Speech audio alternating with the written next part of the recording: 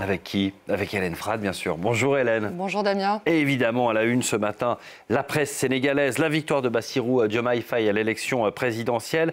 Le candidat du principal parti d'opposition l'a donc emporté dès le premier tour dimanche. Dites désormais son Excellence Bassirou Diomaye Diakhar Faye. Titre ce matin La Voix Plus. L'opposant de 44 ans, à peine sorti de prison et encore inconnu il y a tout juste quelques mois, devient donc le 5e président de la République du Sénégal. Un nouveau président qui a déjà présenté ses principaux chantiers pour les mois à venir et annoncé un futur gouvernement composé de Sénégalais de l'intérieur et de la diaspora, d'après le quotidien Enquête, qui cite la réconciliation nationale, la refondation des institutions et l'allègement du coût de la vie parmi ces chantiers prioritaires. Walf Quotidien, autre journal sénégalais, cite également de son côté, Damien, la lutte contre la corruption. Une élection saluée par la presse ouest-africaine. Le Djeli, site d'info guinéen, souligne la jolie exception sénégalaise dans une Afrique de l'Ouest en proie au coup d'État et exprime son soulagement et même sa fierté face à la décision d'Amadouba de reconnaître sa défaite. Plus lyrique, le site d'info burkinabé Wakat Serra va jusqu'à comparer Damien Bassirou Diomaye Faye à Madiba, le surnom donné à feu Nelson Mandela.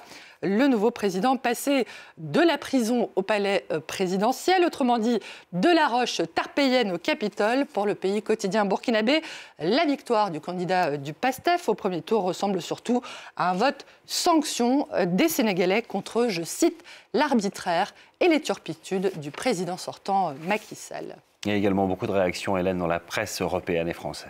Le journal suisse Le Temps, vous le voyez, évoque une victoire pour la démocratie et la soif de changement des Sénégalais.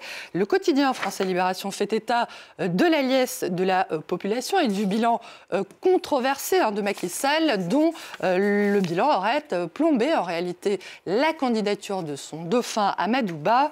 Dans un entretien au Monde, le politologue Gilles Olakunle Yabi confirme que la victoire de Bassirou Diomaye Faye est surtout, je le cite, l'expression d'un profond sentiment d'exaspération des Sénégalais vis-à-vis de Macky Sall. Le Monde qui alerte sur les multiples atteintes à la liberté d'expression et à la liberté de la presse dans la Tunisie de Kais Saied. Le quotidien explique qu'un décret-loi qui a été promulgué par le président Kais Saied en 2022, officiellement pour lutter contre la diffusion de fausses informations et rumeurs mensongères, a entraîné depuis de multiples arrestations, des poursuites contre plusieurs journalistes tunisiens et blogueurs. Ce texte, Damien, qui prévoit jusqu'à 10 ans d'emprisonnement et une amende de près de 15 000 € est notamment utilisé pour justifier les poursuites engagées contre ce journaliste, Mohamed Bouchaleb, qui est actuellement en garde à vue pour s'être, je cite, interrogé sur la gestion des deniers publics par le ministère des Affaires religieuses, d'après le magazine Jeune Afrique. Un mot à présent, Hélène, du débat en France sur le déficit public dont le chiffre officiel est annoncé ce matin. Le site Huffington Post annonce, Damien, des discussions qui tournent au concours Lépine, le concours des inventeurs, du moins du côté des oppositions, puisque le ministre de l'économie et des finances dit qu'il s'oppose toujours au principe d'une taxe pour les entreprises réalisant des super profits.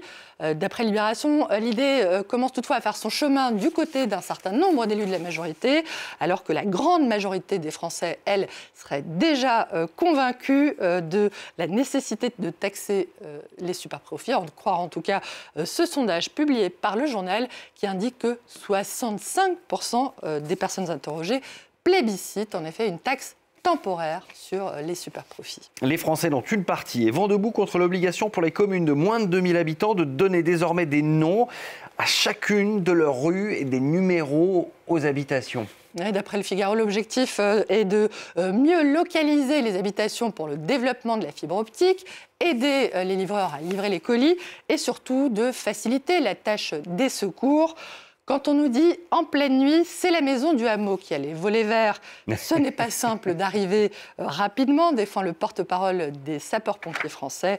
Le problème, Damien, c'est que ce changement a pour conséquence de faire disparaître les noms de lieux-dits. Ce sont des noms d'usage, parfois ancestraux, et auxquels beaucoup de Français sont très attachés, en particulier en Bretagne, où les défenseurs de la langue bretonne dénoncent même une débretonisation des campagnes à Telgruc-sur-Mer. C'est dans le Finistère. Les habitants ont par exemple vu disparaître certains noms de rues au profit d'une incongrue rue du Pélican, comme s'il y avait des pélicans en Bretagne, se désole un certain Hervé Gouegen. Et je vous confirme qu'aussi en Auvergne, on est vent debout. Merci beaucoup Hélène pour cette revue de presse. Merci à vous d'avoir choisi France 24. On se retrouve dans 5 minutes pour À la Une.